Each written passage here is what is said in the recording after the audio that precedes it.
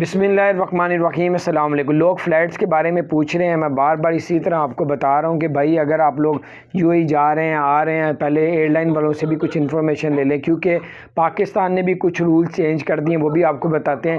You اے ای نے کہا ہے کہ دسمبر کے اندر ہم مزید کچھ ملکوں میں جو ہے وہ پابندی لگانے لگے ہیں۔ فلائٹس کے بارے میں یہ ہے کہ اومیکرون جو ہے وہ جو نئی چوتھی لہر ہے، یہ پہلے افریقہ سے شروع ہوئی تھی، اب 30 ملکوں میں پھیل چکی ہے۔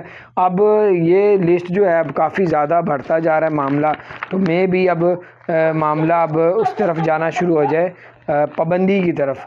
تو اب کس ملک میں پابندیاں لگتی ہیں، کیونکہ پاکستان نے بھی اے بی سی کیٹیگری کر دی ہے، یو اے بھی اب اس پہ توجہ دے رہا ہے۔